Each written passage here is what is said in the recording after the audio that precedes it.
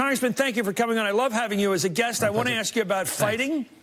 And my problem is that the Democrats say we're going to be very judicious. We're going to have hearings, blah. We're going to have documents, and then we're going to have a decision whether to proceed with impeachment or not. Okay. But we're understanding that the ability of this administration to foot drag, to kick the can down the road, is enormous, that they can use months using up court time and all kinds of procedural obstacles to throw them in your path so that maybe by Christmas you'll get the president's tax returns, if ever, and then you have hearings, and then you have a meeting to decide whether impeachment or not. I'm just wondering what the time frame is that helps you. It looks like you're never going to be able to get around to it till next election time. Do you have confidence the clock's on your side? The clock, the calendar? Absolutely. Yes, absolutely. First of all, Chris, Congress cannot allow the president to prevent us from conducting our oversight. There are three things Congress can do if witnesses refuse to comply with a lawfully issued subpoena.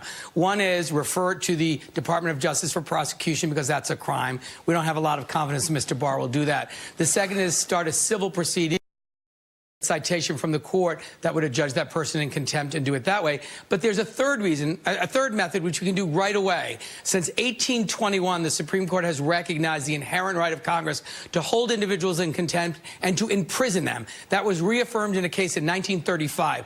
Congress has the responsibility, and I would say the obligation, to hold individuals in contempt who do not comply with a lawful subpoena, who do not produce documents, and we ought to be prepared to imprison them because we have that inherent right in order.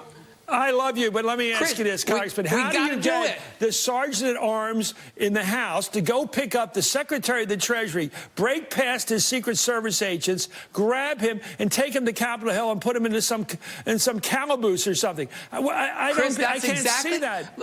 Chris, that's exactly what happened in 1935. They put the person in custody for 10 days. Look, Congress has to be serious about this. We have a right under the Constitution to get these documents, to hear this testimony under oath. Our oversight responsibilities cannot be done without information and witnesses and testimony. If the president prevents that from happening, we can't do oversight. We have three ways to make sure that witnesses comply, and we got to use them.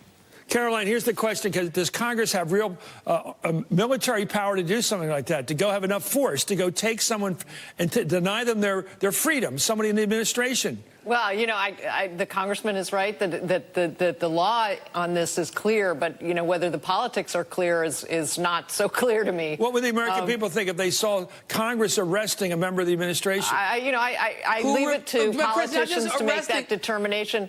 If I just say, I think there are lots of tools that you have that are powerful, and you may use that one. It may become what's necessary, but you also have the power of the purse, which to me seems to be a pretty significant one. It's not going to work in every circumstance, but certainly when you're talking about the officials who are not complying, you can direct whether or not they're going to be funded. Can you say no more gasoline for your airplanes?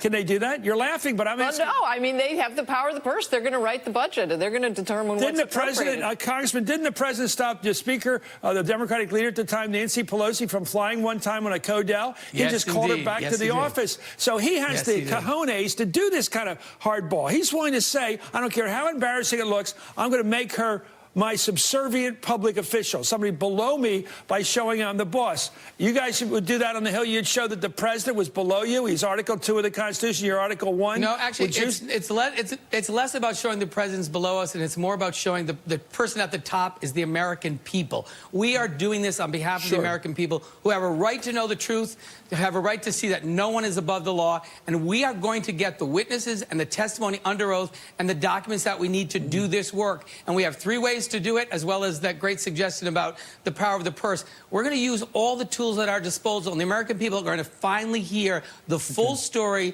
They're going to see the Mueller report come to life before their eyes in these hearings, so they can really get a sense exactly what the president did.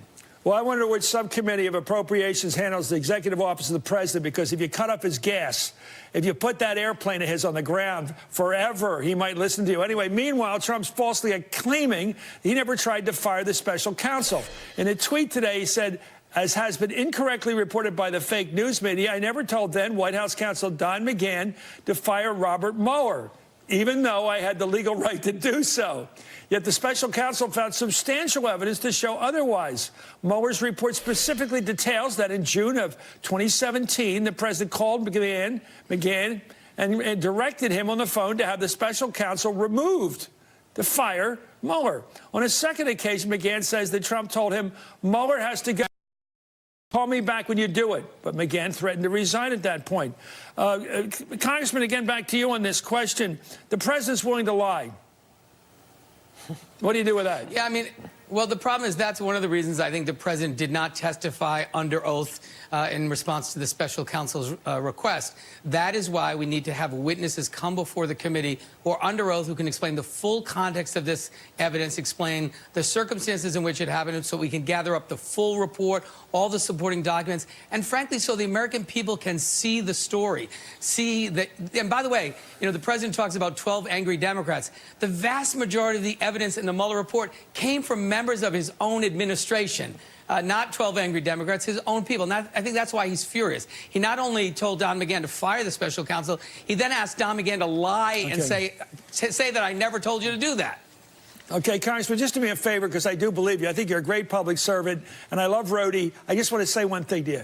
When they send a sergeant at arms to come arrest Steve Mnuchin, the Secretary of Treasury, give me the tip-off, will you? I want to be there with the camera. I want to watch that. It's the threat of that's going to force those witnesses to show up and comply with the subpoena. I just want to see the police power of Congress over the White House. Thank you so much, U.S. Congressman David Cicilline.